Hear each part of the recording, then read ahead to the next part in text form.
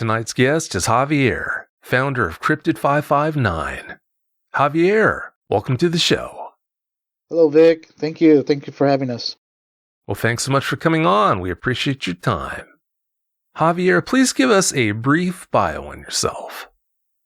I grew up in California in the Central Valley, which is near Fresno, California.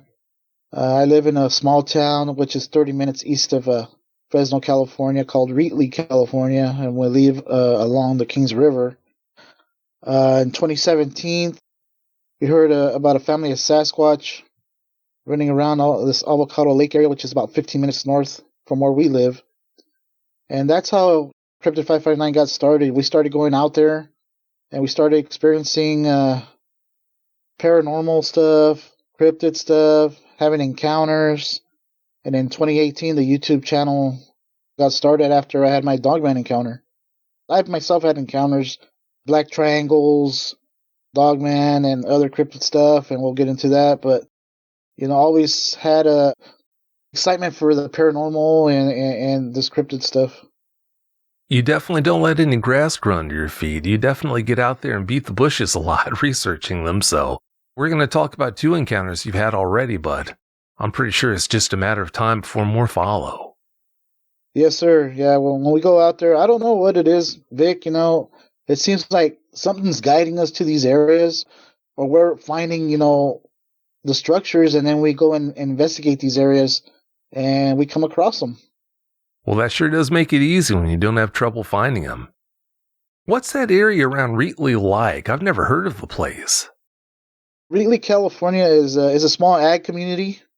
There's about 4 small towns, about 15 minutes away from each other, and in between, you got citrus orchards, you got tree fruit, grapevines. It's an agricultural community out here. And we're close to the hills, so we're close to Sequoia National Park, about an hour away, 2 hours away from Yosemite National Park, and about another hour away from Kings Canyon National Park. So we're close to the hills, like I said, and then, it's just all agricultural land out here. Citrus, tree fruit, pistachios, just a little bit of everything. Sounds like a beautiful place. Yes, sir. Yes, it is. Oh, I believe it. In 2018, you had your first Dogman encounter. Before the moment you laid eyes on that Dogman, what were your thoughts about them? I had heard about them, but I've never heard about them in our area here in California. Never heard about them, but I did, hear about them in the Midwest, Wisconsin, Iowa, Ohio, all in that area. The LBL one, Michigan Dogman. I was familiar with the term Dogman, but never heard of it in our area. Never heard anybody having encounters of that. And just the Sasquatch, the Bigfoot. But that was the first time I heard Bigfoot down in the valley floor, though, not in the mountains. We always thought they were up in the Sequoias or Kings Canyon, Yosemite, up in the mountains. But we started hearing that they were down in the valley floor here along the Kings River. Well, if you think about all the fruit trees and all the resources down there in the valley, it just makes sense that they'd be hanging around all the time down there. Exactly. And then prior to us starting the channel, we had a pretty big fires up in the forest.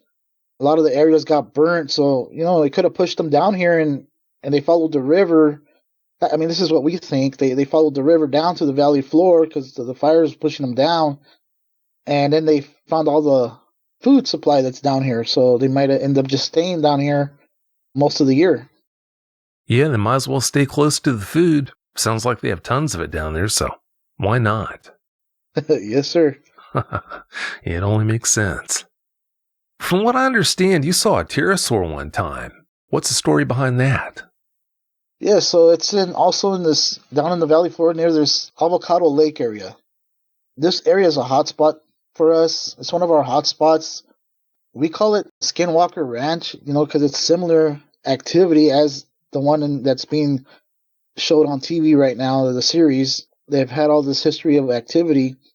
And this area is exactly the same. There's a lot of UFO sightings up in this area, like against Sasquatch, family of Sasquatch, Dogman now with my encounter, and now pterosaurs, now pterodactyl. Believe it or not, we ended up having a sighting a pterodactyl along this Kings River near a bridge. And prior to the sighting, we were hearing about other encounters that year. One near Wheatley, one near Kingsburg, which is another small community. Like I said, that's about 15 minutes away from us. But these communities are close to the Kings River, so there was one encounter there, one in Wheatley, and then ours up in Avocado Lake area. Let's think about this. You've got Dogman, obviously, Sasquatch as well, and at least one pterosaur. It really does make you wonder what's not living in that valley. Exactly. Now, yeah, exactly. When I saw the Dogman, after that, I believe everything exists.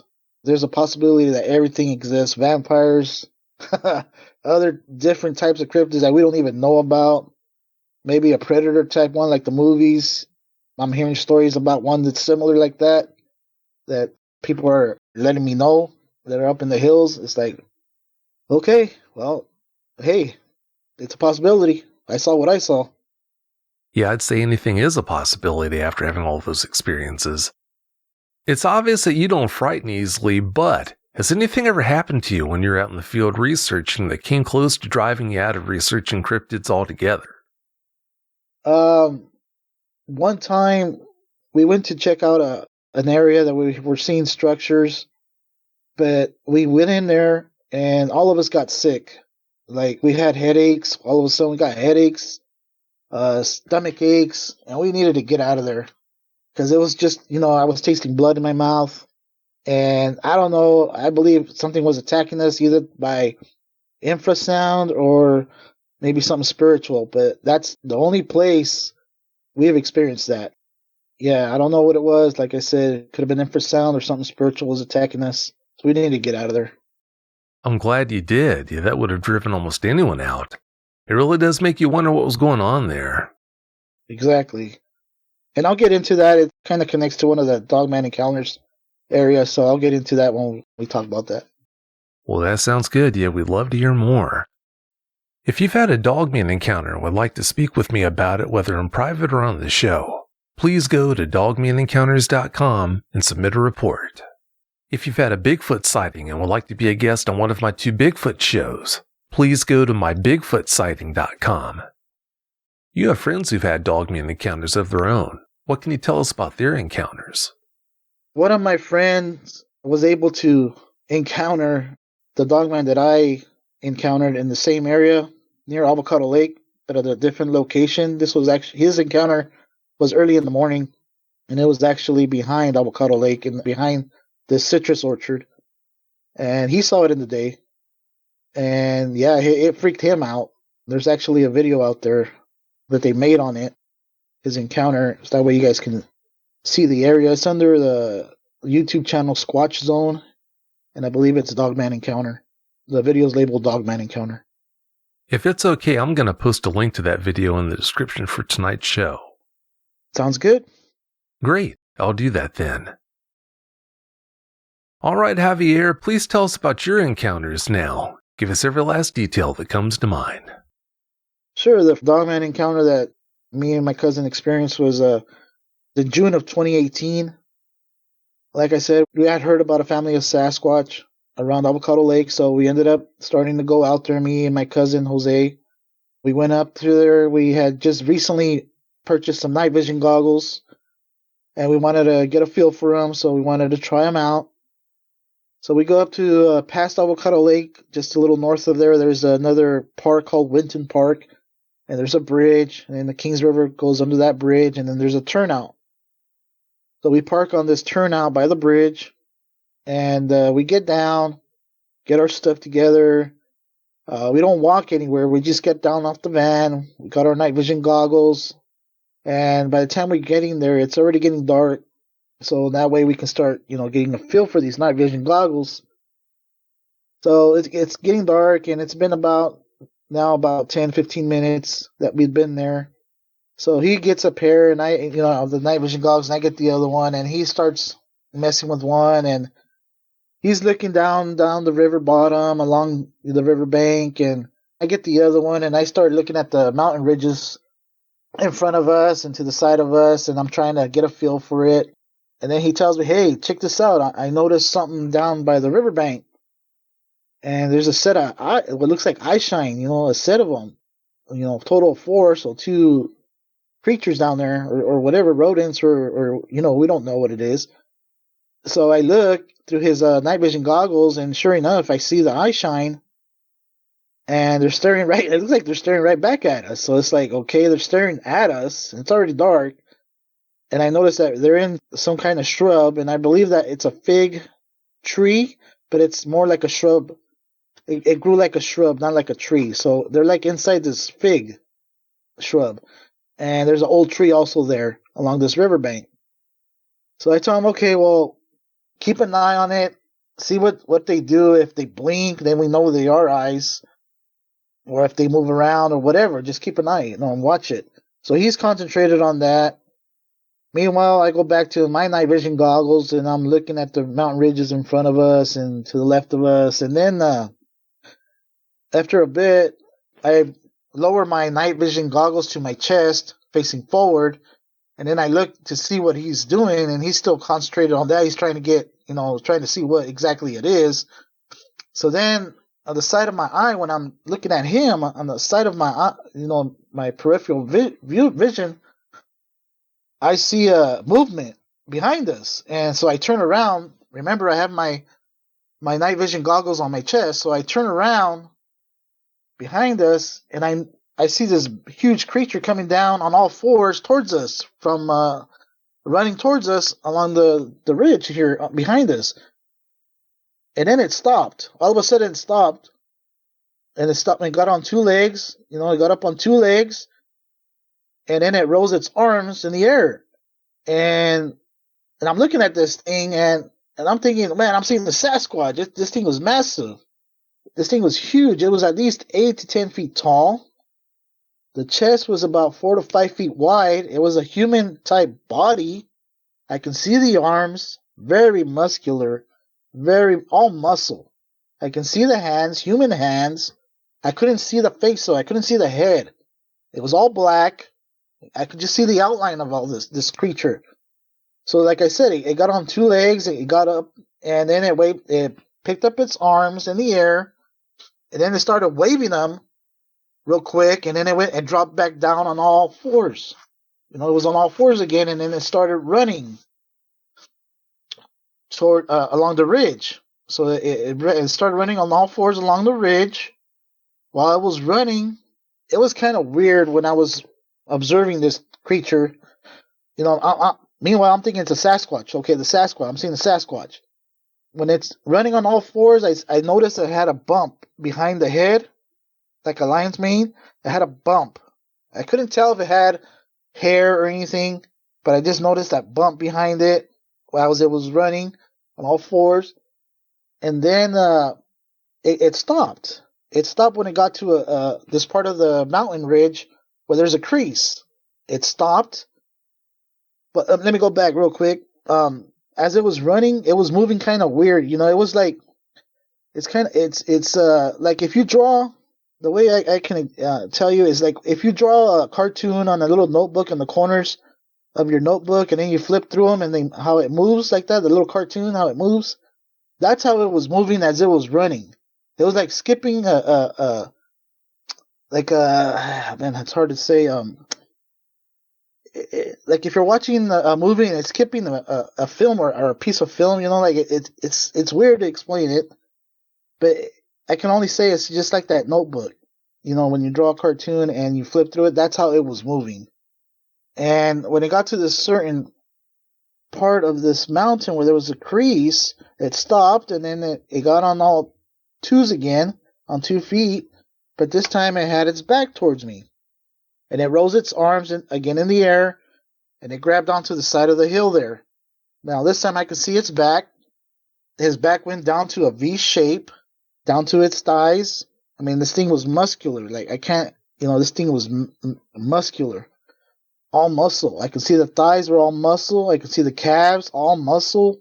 Then like I said, it rose its arms up to grab the side of the hill there. That's when I noticed the hands again, the arms, all muscle. But then I saw claws. I saw claws at the fingertips. I was able to see claws. So then it grabbed onto the side of the hill there, and then it leaped up. Brought its legs up, leaped up, and then it did it again, rose its arms again, grabbed onto the side of the hill.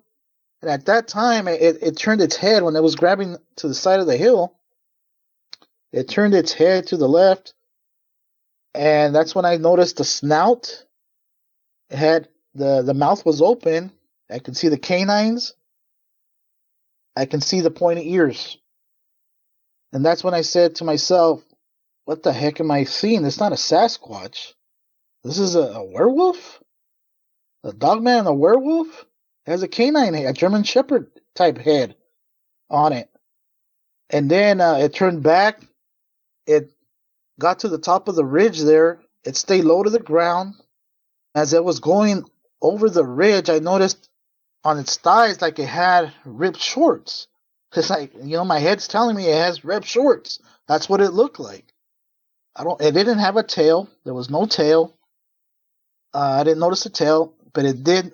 I could tell like on its legs it had like ripped shorts, like the denim when they're ripped, it was dangling. That's what it looked like. And then it went over the ridge, it stayed low to the ground, inches from the ground on all fours, and it crawled over the ridge like a spider. And very quick. And this thing was stealth. Never made a sound. My cousin never even turned around. This thing was running and jumping and doing whatever it was doing. He never heard it. He never turned around. I never told him because I didn't want to break visual. I wanted to remember everything, all the detail that I was, I wanted to collect all the detail and watch this thing where it was going. So this thing was stealth, moved very fast for the size that it was, very quick. It was out of sight, within a minute. It did all that within a minute, I would say. After that creature went over the ridge there, I told my cousin, hey, I just saw something. It wasn't a Sasquatch. I thought it was a Sasquatch. It had a dog head on it. It went over the ridge there. And, we don't have anything to protect us from that thing, whatever it was. And he was all upset because I didn't tell him. I go, dude, I did not want to break visual. I didn't know what this thing was going to do. It could have easily jumped from where it was at, jumped and landed right in between us and taken us out if it wanted to.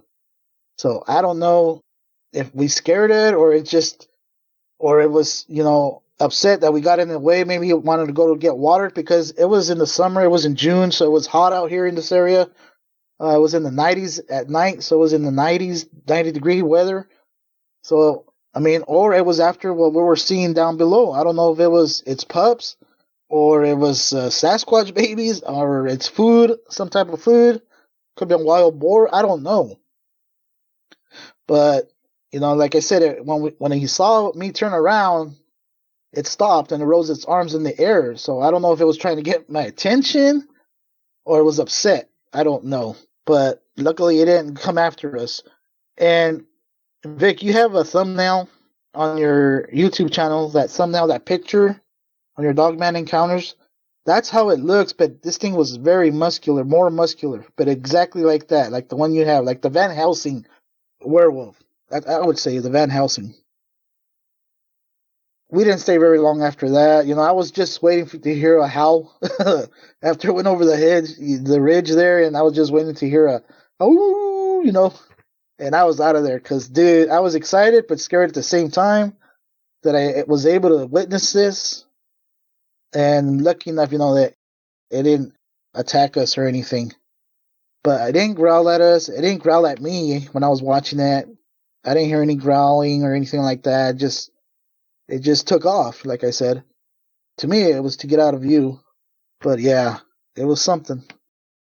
If you'd like to be able to listen to the show without ads and have full access to bonus content, that's an option.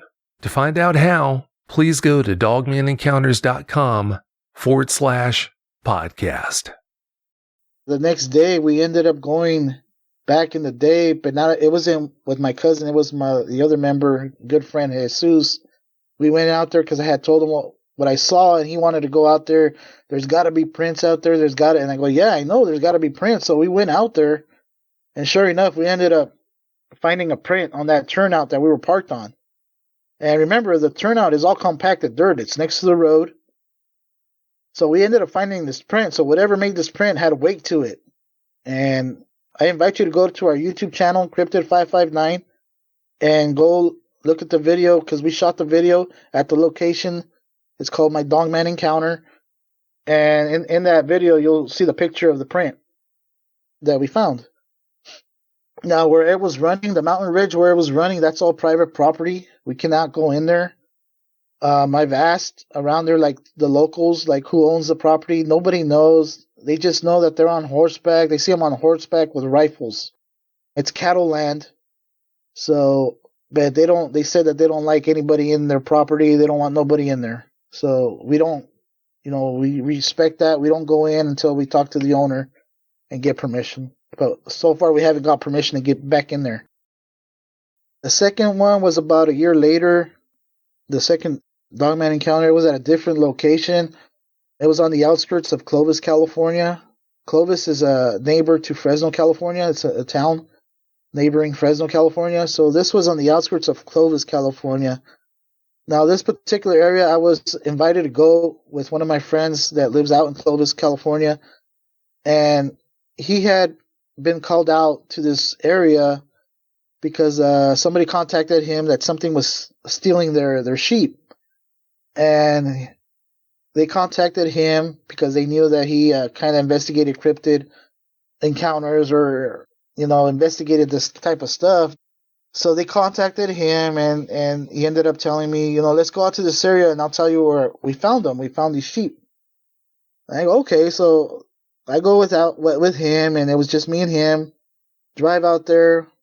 We park along this busy road. It's a eucalyptus island. I call it eucalyptus tree island. Bunch of eucalyptus trees in there. And it's surrounded by citrus orchards. And also across the street is more citrus orchards. So we park right there by the eucalyptus island, and we get down, we start walking in there, and he's telling me the story of what happened, and and we, it's about a mile away from where the sheep were taken, and we've ended up finding them here. And so he's showing me the area, and when we found the sheep, they were opened up from the chest. They were opened up from the chest, and all the innards were eaten. And I'm just, I'm listening to him, and I'm saying, okay. And then I'm looking around also, trying to see, like, if there's any type of structures or any footprints or anything else that, you can come across. And I start noticing some structures. But I also start getting a feeling that I need to go, something's pulling me. I need to go to the opposite end of this island, this eucalyptus tree island. And I'm telling my friend there, I need to go. Something's telling me I need to go to the other side of this island. He goes, okay, well, let's go. So we walk to the other side of the island there, and across the street, there's a citrus orchard, and there's also a reservoir along the road. The reservoir is kind of dry, but it's still muddy. And I told my friend, you know what? If there's going to be prints, we're going to find them in that muddy area. So he goes, well, let's go across. So we ended up going across the street, and we're looking at the reservoir, trying to see if we can find prints, different kind of prints. We're seeing some small ones, like possum or raccoon type, nothing big. At that time, he ends up going one direction, and I go the opposite direction along the road. And as I'm walking farther away from the reservoir, I notice something on the avenue on the outskirt of the orchard. And I noticed this thing on all fours, and it had a big head. First of all, I thought it was a coyote at first, but then I'm looking at it. It had a big head. It had no tail, so I go, it's not a coyote. And then the color was off. This creature was orange, yellowish color, and it had hair. I could see the hair. It was orange, yellowish color. It was skinny on all fours. And it had a big head, like a big canine head. And I go, what the heck? So I'm looking at it. And then I noticed that on all fours, it's about 4 to 5 feet tall. I went, what the heck? And then the citrus tree that it was next to, that one was at least 6 to 8 feet tall. It was almost halfway, on all fours. Like, what? So I tell my friend, I go, hey, come over here. I'm still looking at the creature. I'm just yelling it out. Hey, come over here. Come this way. You see what I'm seeing? and he's trying to get back to where I was at. And meanwhile, this creature starts moving its head up and down. And I'm telling my friend, hey, are you seeing this? Are you seeing this? Do you see it? And he goes, I can't see it yet. I'm trying to get to you. And by that time, it turned around after it rose its head up and down. It turned around. I noticed it had no tail again. Then it walked away. But when it walked away, it walked kind of multi-jointed. It walked all funky. And it walked back into the orchards. Went back into the orchards, and I told him, did you see it? I told my friend, did you see it? He goes, no, I didn't see it. I wasn't able to see it from where I was at. And he got there too late. I go, dude, I don't know what that was. And I was telling him what it looked like. And then I told him that it was raising its head up and down. And then my friend said, well, you know what he was doing, right? And I go, no, what? I thought it was acknowledging that I was here. He goes, no, he was trying to pick up your scent. And then that made a lot of sense. And he goes, okay. And I said, okay, yeah. And I go, well, walk back into the orchard. So meanwhile, like I said, it was alongside this busy road and cars passing by left and right. And then we're trying to hear, because we were hearing branches breaking and leaves shuffling from inside the orchard. And it was getting closer to us. We can tell it was getting closer to us. And I told him, do you hear that? He goes, yeah, I'm hearing it. There's a lot of movement. It's coming closer to us. I go, yeah. And then when that happened, all of a sudden I start tasting metal in my mouth, and my stomach started to hurt bad. And I'm telling my friend, hey, I don't feel too good now. I'm starting to taste metal in my mouth, and my stomach's hurting. He goes, dude, my friend said, I just got a massive headache. I said, what the heck? So I'm thinking, it's like, dude. So then I say a prayer of protection, and it kind of relieved the symptoms for a bit. And we started walking back towards the van along the orchard there. And we still hear something moving, coming closer to us. It's moving the branch. You can hear the branches. You can hear the leaves on the ground. Something's moving, and it's coming closer and closer. So then we stop for a bit to hear again. And then I get that pain again. I get the stomach pain again. And then I taste that metal in my mouth again. And it's like, nah, it's like I told my friend, something's attacking us, dude, either spiritually or it's infrasound. Something's going on. And he goes, yeah, I don't feel well. I have a massive headache. I'm not feeling too good. I go, nah, let's just get the heck out of here. I don't know what this thing was. It looked like a canine-ish. Did your friend ever go out into the bush with you after that experience? Oh, yeah, he's been back out with me. Yeah, we go out. He invites me out all the time. We always go out. He sure doesn't frighten easily, does he? No, he doesn't. He's had a Sasquatch encounter that lasted about 2 hours. So he's good. He doesn't get frightened very well. Real easy. Yeah, I'd say he doesn't. Is that Alan that you're talking about? Yes, sir. I'm talking about Alan Thomas. Yes, sir. Well, yeah, no wonder he didn't frighten easily. Huh. How far is Avocado Lake from where you live, Javier? Avocado Lake is about 15 minutes north of Wheatley, from where we live. It's about 15 minutes away. Not very far. Yeah, that is close. If it's so close from where you had that first encounter, do you have any concerns about that Dogman following you home? I've heard of stories of people saying that they follow you home, but so far I haven't experienced anything here at the house. I do pray. I'm going to say I do pray for nothing negative or any dark or negative to be allowed on this property. I do pray at night. And so far, we haven't had any issues. And I wanted to also say we have another hotspot area just outside of Wheatley, outside of town. There's a few of them, and they're just outside of town, our town. And they're around there, Vic. They're close to towns. People don't understand that these things are just outside your town. Or sometimes they're running in town. I'm hearing stories of people that they've seen them running in town at night. They call them shadows, but they believe it's the Sasquatch or the Dogman. Oh, sure. Well, towns are where all the resources are. Well, not all the resources, but a lot of resources. So it only makes sense that they would come into town and hang out on the outskirts. Yep. When that big dogman came toward you and started waving its arms over its head, what do you think that was all about? When I think about it, I don't know. Like I said, like I still think about it, and I don't know if it was just trying to get my attention or it was upset. I don't know. You know, like I said, I don't know if it was upset that we got in its way. It was going towards the river. I just don't know. I don't know what that meant. They do some strange things sometimes. Yeah. Then I think about it. Well, when it reacted, like it took off, like it was afraid of me. So it's like, but at first, I thought it was trying to sneak up on us.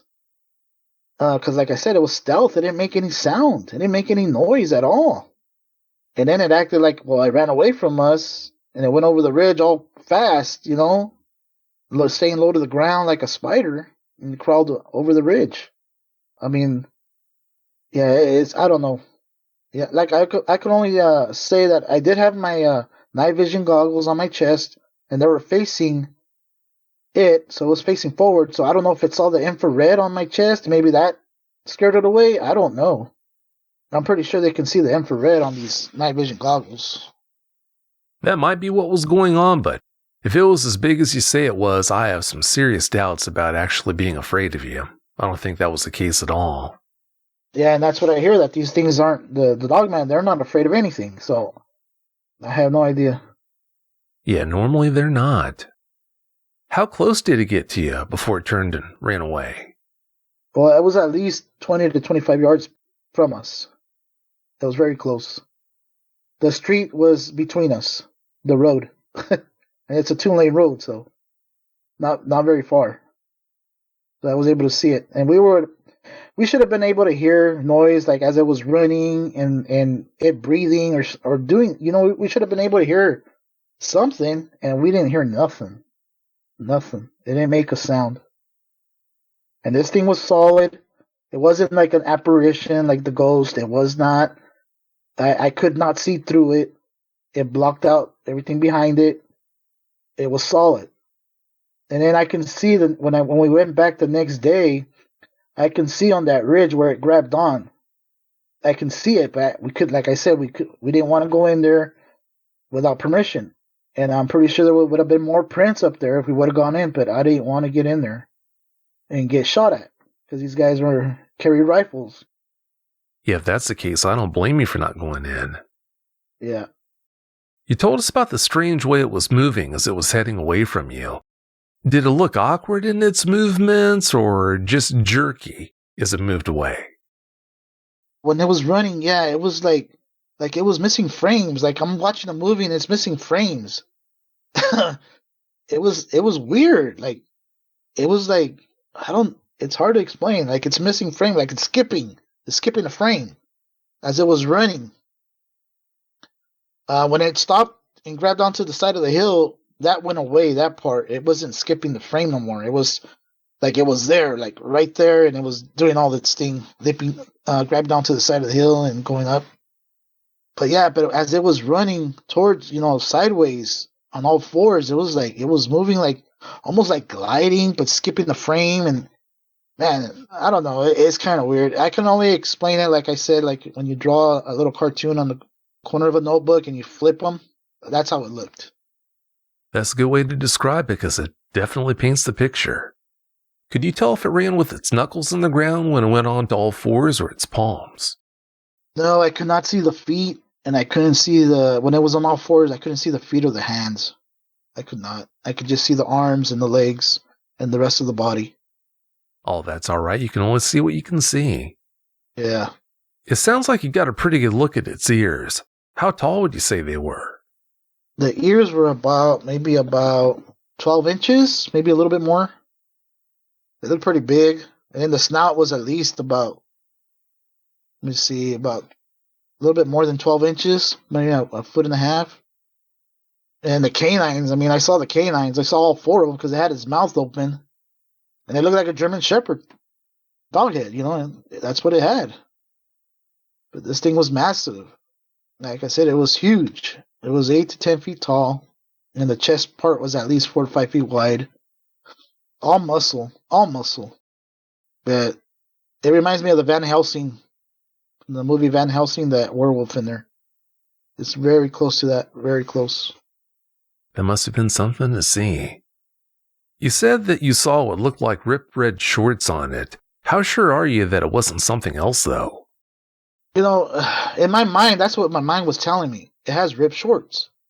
When I was observing this thing, you know, I was seeing the thighs, all the muscle, and then I saw like what was dangling down was like it had denim ripped shorts, and that's what it looked like, and that's what my mind was telling me. That's what it was registering as, that it's ripped shorts. I mean, it could have been hair, I guess, but I didn't see any other hair at the time. You know, I didn't see any what looked like hair. I mean, it could have been hair.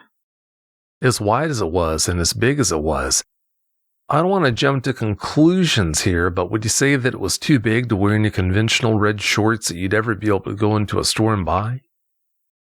Yeah, and that's the thing. Yeah, That's what I thought. Yeah. So I don't know if this thing is interdimensional. I don't. That's where you you start asking yourself questions. Are these things interdimensional, or have they always been here? You don't know. I don't know. Yeah, as big as that one was, I've got the king size catalog right here for clothing and everything that I get. And I don't think I've ever seen any shorts in there that would have fit this guy from the way you described him. Right. How rattled was your cousin from that experience? Well, he wasn't rattled, you know. He was just excited that what I saw, but he was upset that I didn't tell him so he could turn around. But like I said, I didn't want to break visual. I wanted to see, because this thing was moving fast, so I wanted to make sure I didn't break visual. I wanted to remember everything that I possibly can and all the detail.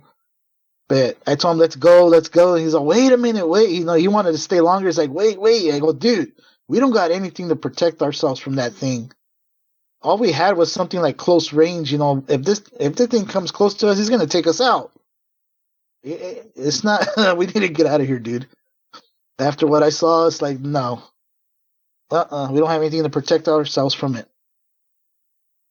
And I don't know if it'll come back with another one. You never know. You know, could there be another one behind the ridge? I don't know. Yeah, that could be. That's in the realm of possibility. You said that didn't rattle him or anything, but has he gone out researching with you since that experience? Yeah, he loves this stuff.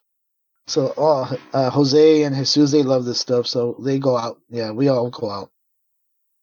We usually go out late in the evening, about 9:30 till about 11:30 sometimes. We sky watch. We do a little bit of everything. Sky watch, we listen.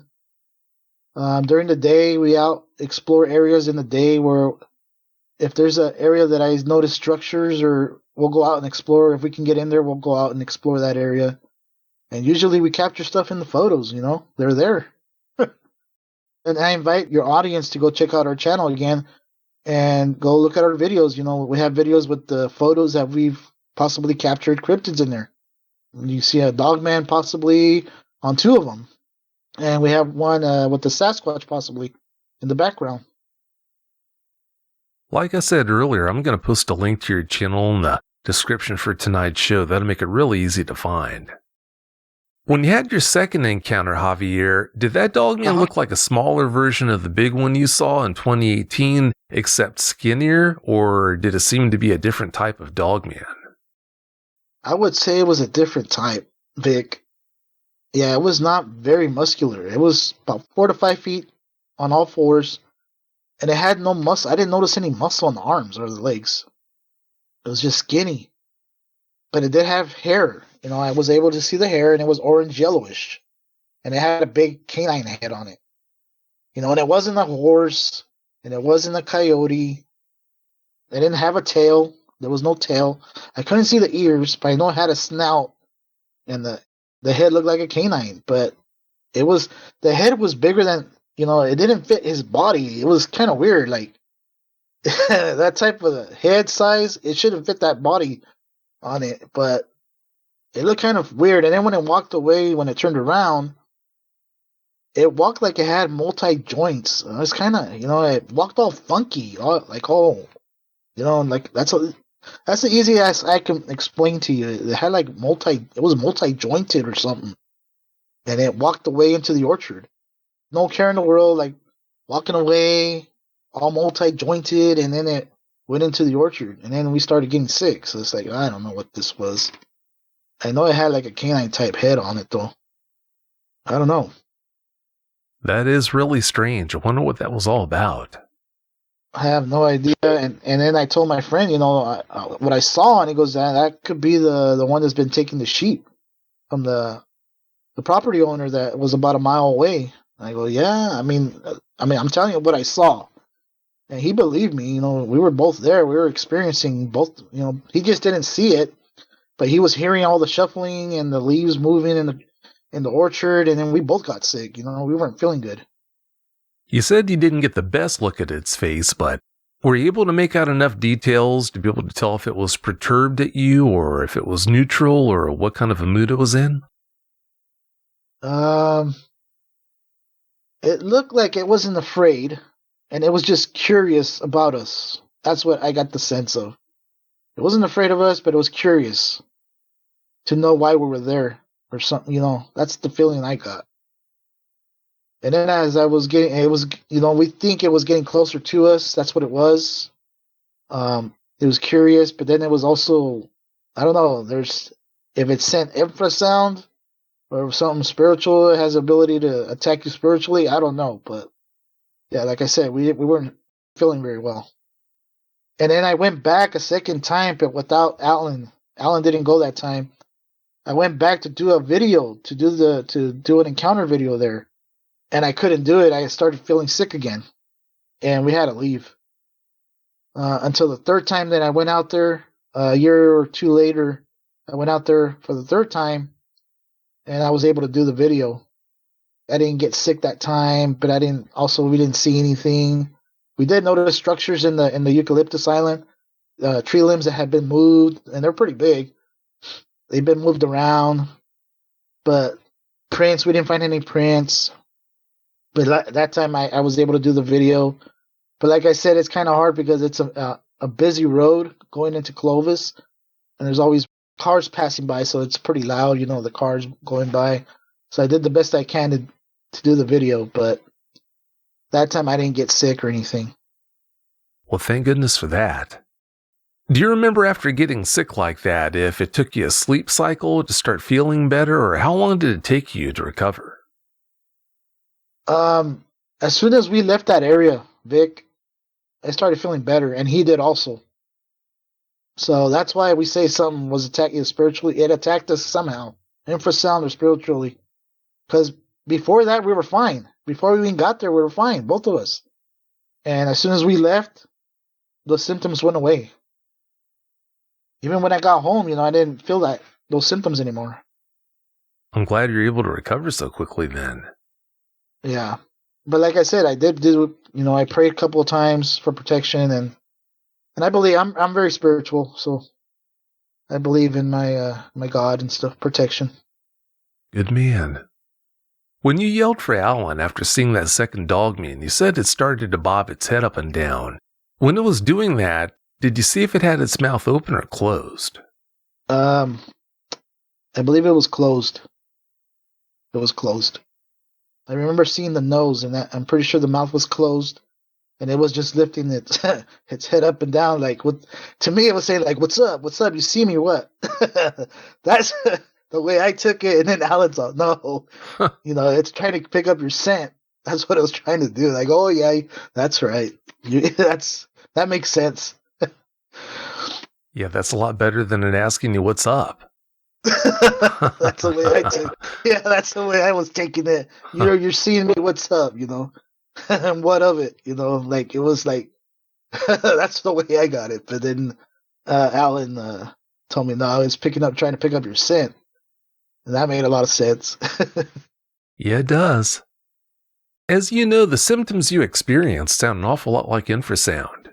Do you think Dogman can emit infrasound? Because of that experience, yes, I believe so, and I believe Sasquatch can too. And can I go ahead and tell you another story where one of the members got sick? Please do. So this particular night, it was we went to. It's called Snake Road. Since I was a kid, I've heard of this road being haunted. A lot of paranormal activity. The people see La Llorona in Spanish. The culture, it's the weeping lady. They see her alongside this road at night. And this particular night, it was myself, Alan, and Jesus. So we got to this area, Snake Road, and we were going to walk this particular stretch of the road. So we ended up walking this particular stretch of the road, and it was about 11:30 at night.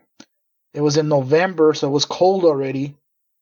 We parked on the side of the road. We got our equipment together, all three of us, and then I locked up the vehicle. And before that, though, Vic, before I even parked, I had the windows rolled down, and I was hearing like yelling coming from across the one on the side of the road, from this field. I was hearing yelling, but it wasn't like people yelling. It wasn't people. It was like it almost sounded like native talk to me. The guys couldn't hear it. I heard it, and it was like some sort of native talk. And it was one was yelling to another one, and they were both responding back and forth. And I'm telling the guys, "Do you guys hear that?" And they couldn't hear it. So I told them, "Well, I'm gonna go ahead and park right here because something's yelling out there." But I could tell it wasn't people. Okay. And so I ended up parking, like I said, and we got off, got all our stuff together, and then Jesus had to go to the restroom. He had to go number one, so he went across the street from the side where I was hearing these screams, these yelling. So he went real quick, and then he was done. So then we end up walking, right? Like 5 minutes into our walk, we hear this loud whistle. Now when we heard this whistle had like a sonar effect to it. It echoed throughout the whole area. And when I turned around to where I thought the sound was coming from, I remember a bright LED blue light in the sky. Okay? And all of us heard it. Alan heard it. Jesus heard it. We all heard it. We all turned around. We stopped. It's like, what the heck? It was a loud whistle, and like I said, it had like a sonar effect to it, like a wave effect to it. It echoed throughout the whole area. So then we stopped for a bit just to see if it happened again. Nothing happened. So then we go on walking down the road again, and at this time, Jesus starts feeling sick. He says, "Dude, I need to go to the restroom again." I go, "Okay, well, go ahead and go real quick." So he goes real quick, and we're waiting for him. So he comes back. 5 minutes down the road, "Dude, I gotta go again." It's like, "Dude, are you okay?" I'm telling Jesus, "Are you okay?" He goes, "I don't know what happened, dude. I'm not feeling well." He goes, "I'm disoriented. I need to go all the time. Like I need to go to the restroom. I just went right now." I told him, "Well, do you want to take off?" He goes, "No, let's just keep going and see if it goes away or whatever." So we keep going, walking down the road, and about every 10 minutes, 5 minutes, Jesus had to go. Like he had the urge to go, but he said nothing would happen, but he had that urge to go. And he was still feeling disoriented, dizzy. And then we finally said, "You know what? Let's just call it off, dude. It's like, just get back in the car. Let's go." And I had to take Alan back to Clovis. But during that time, when we got back in the car, Jesus said, "Dude, it's all right, dude. Let's just keep going. Let's go to the bridge where you saw your Dogman. Let's go up there. But you know what? I need to go to the restroom. Can you go to the liquor store real quick? That's close by." And I go, "Yeah, that's fine." So we did that.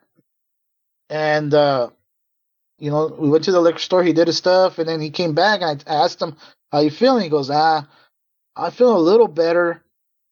But I'm still dizzy. I'm disoriented. I can't keep my balance." So then I told him, "You know what? Let's just call it a night, dude." I go, "You're not feeling well." So we ended up taking Alan home, which is about 30 minutes to Clovis, and then coming back, Jesus was still, he had a headache now. So I ended up taking him home. So when I got to his house in Wheatley, it was about 2:30 in the morning. Okay. And I told him, "Dude, are you feeling all right?" He goes, "Nah, I'm still dizzy. disoriented. But the feeling of going to the restroom, that's gone. And I go, dude, do you want me to take you to the hospital? I'll take you to the ER. He goes, no, I'll be all right. I'll go home and I'll go lay down. I go, all right. And I remember it was 2:30 in the morning. So I watched him. He got off the vehicle. I watched him open his door. He went into the house. And then I took off. I watched him go in. So then the next morning, around 10 o'clock, I called him to see how he was doing. And the first thing he tells me is that, hey, what time did you drop me off at the house? I go, I dropped you off around 2:30 in the morning. He goes, dude, I don't remember anything. I remember his wife telling him, where were you? Where you been? And he's all, what are you talking about? It's 4:30 in the morning. 4:30? I go, no, I didn't drop you off at 4:30 in the morning. I dropped you off at 2:30 in the morning. So he does not remember from when I dropped him off when he went into the house till 4:30 in the morning. He doesn't remember anything. And he said he was still feeling kind of dizzy, but not as bad. So yeah, he experienced something that made him really sick that night. And I believe it was that whistle, that frequency. It was a frequency or something, like I said, because I heard it and it had like a sonar effect. And I tried to we had voice recorders going and we had video going, and I was reviewing the footage. The camera barely picks it up, the sound. As loud as that sound was, it should be able to pick it up, the camera. But it didn't. You can barely hear it, and that was like the volume was full blast. And so then I had to put headphones on the voice recorder to see if the voice recorder picked it up. The voice recorder, you can kind of hear it, but very faintly. And I had I was trying to make it louder, trying to see if I can hear it, and sure enough, I can hear it. But what was happening, I was looping it back, over and over and over because I wanted to hear it. And that particular day when I was doing it, that night, I started getting sick. I couldn't control my bowels. I started getting dizzy. I was getting nauseated. And I was like that all night until the next morning. I believe it was a Saturday night when it started. And then the next morning, Sunday, I woke up still the same, nauseated, dizzy, like real big time dizzy. I couldn't keep my balance.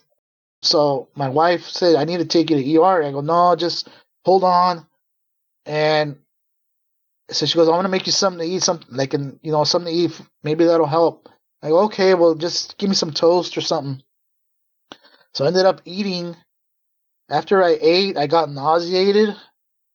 I had to go outside and sit down for a bit. I needed some fresh air. It kind of calmed down for a bit, but I would get up. Big time, I was dizzy again, nauseated again.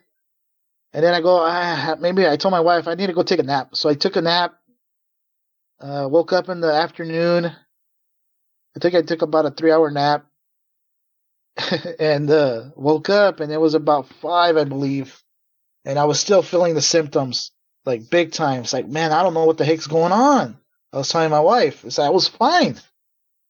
And so then come around, I believe it was around 8 o'clock that evening, she goes, I'm going to take you to ER. I said, no, just wait a minute. I kept telling her, just wait a minute.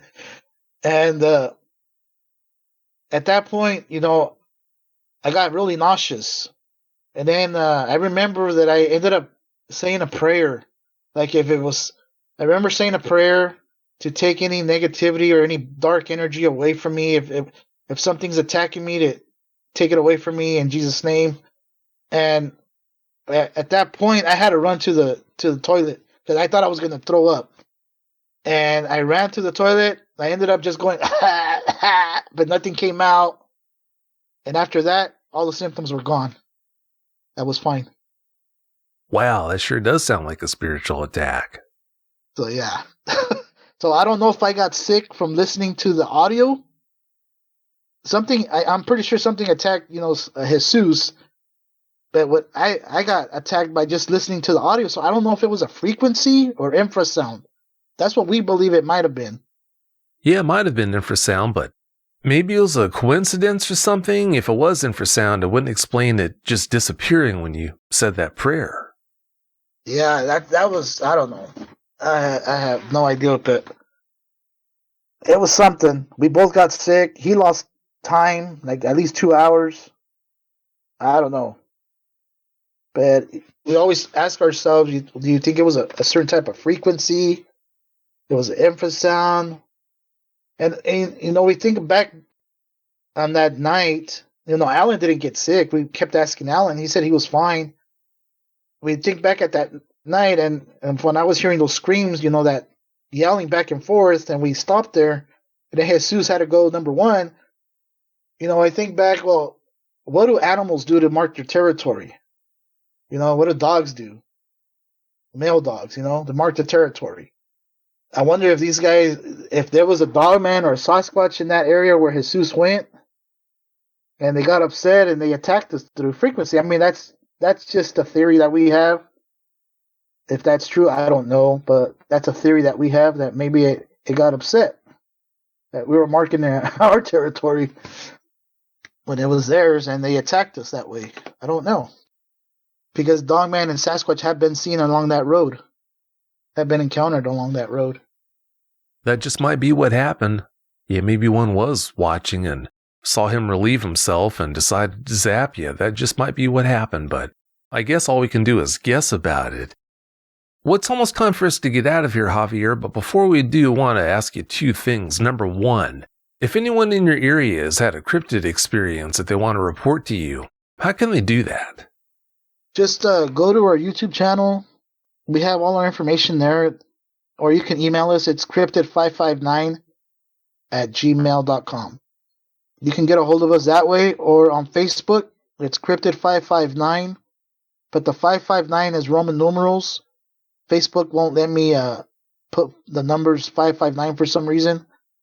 So just look for our logo on Facebook. Send me a friend request, and then I'll let you guys in. I'll accept your request, and then you can get a hold of me through Messenger, through Facebook. Yeah, and what we'll do, if you have a concern or something about your area, if you're experiencing something around your property, with your permission, we'll go out and look for evidence or listen to what's going on, and then we'll try to help you in any way we can, or get you in touch with somebody that can help you. Well, that's awfully good of you to do that. What areas do you accept reports from, though? The Central Valley, which is Tulare County, Fresno County, Kings County, and Merced County. It's mostly the Central Valley.